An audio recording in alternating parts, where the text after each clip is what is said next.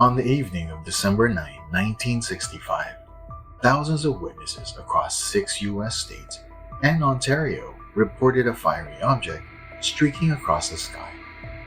It left a trail so bright it turned night to day. Air traffic controllers tracked the anomaly. The U.S. Weather Bureau logged reports of metallic debris falling from the sky. The fireball seemed to head west toward the small farming town of Kecksburg, Pennsylvania. Then silence. In the woods, outside town, locals heard a heavy thud, followed by a tremor that rattled windows.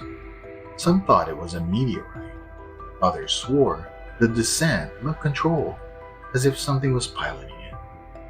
Within minutes, phones rang across the county, and before long, the quiet town would become the center of one of America's strangest military lockdowns. Volunteer firefighters and curious residents rushed toward the woods. Among them was James Romansky, a local fireman who would later swear he saw a metallic acorn-shaped craft about the size of a small car, partially embedded in the ground. Strange markings ran along its lower band, symbols unlike any language he'd seen. Another witness, Bill Buellbush, said it glowed faintly orange as if hot to the touch. The scene was eerily quiet.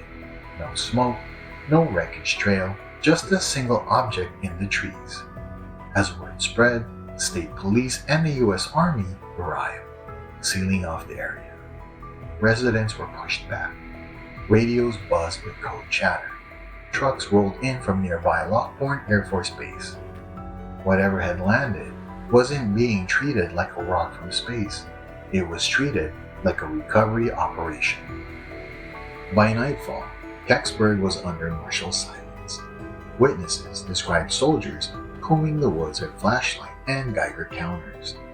Local reporters tried to approach, but were turned away. One man, Robert Gates, said he saw a flatbed truck with tarps leaving from the forest around midnight. Something large was beneath it, shaped like a bell or acorn. The Army later claimed they found nothing unusual. Yet the convoy was seen heading toward Wright-Patterson Air Force Base in Ohio, the same base rumored to store wreckage from Roswell. Residents were ordered to keep quiet. Journalists who pressed were told it was a meteor that burned up in the atmosphere. But the story didn't add up. If it was disintegrated, why the military presence? Why confiscate civilian film and block off the crash site? In the days that followed, official channels pushed one narrative. The Kecksburg object was a meteor.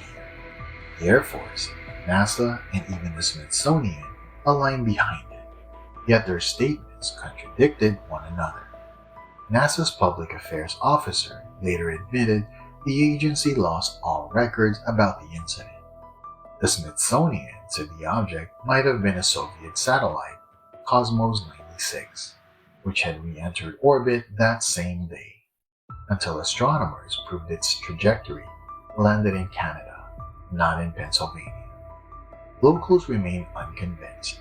For years, reporters seeking military documentation hit a wall of redaction and missing pages. When Kecksburg residents filed for Freedom of Information Act requests, they were told no such records exist. The mystery deepened. Why hide something if it was only a meteor? Decades later, Stan Gordon, a Pennsylvania UFO researcher, began interviewing those who were silenced. Over 200 witnesses emerged. Firefighters, reporters, even police officers, each describing the same acorn-shaped craft with strange writing. One recalled men in hazmat suits photographing the object. Another claimed an unmarked truck arrived hours before the Army publicly acknowledged being there. Many noticed radiation burns on the foliage days later. When the TV show Unsolved Mysteries covered the story in 1990, calls poured in nationwide from people who'd seen the same thing that night. The more testimony surfaced, the clearer it became. Kecksburg wasn't an isolated anomaly. It was part of a broader pattern of post-Roswell retrievals that never made the headlines. Researchers today divide Kecksburg into three camps. 1. The secret project theory. The craft was an American test capsule or spy satellite that malfunctioned. 2. The Soviet probe theory. A recovered Cold War artifact reverse engineered under secrecy. 3. The extraterrestrial theory. The object's inscriptions and precision landing were not of human origin. Even NASA's 2005 statement, forced by a Freedom of Information lawsuit, only muddied the waters, admitting some recovery records existed but were misplaced. To this day, witnesses stand by what they saw, and the Kecksburg Woods remain an eerie pilgrimage site for UFO researchers. The trees have grown back, but the questions never did fade. Whatever crashed in those Pennsylvania woods in 1965 was swiftly taken, sealed, and erased from record. But you can still feel it in the silence between the trees. The sense that something not meant for us once touched the ground there. This is Joshua Tree Encounters, where UFOs, cryptids, and high strangeness collide.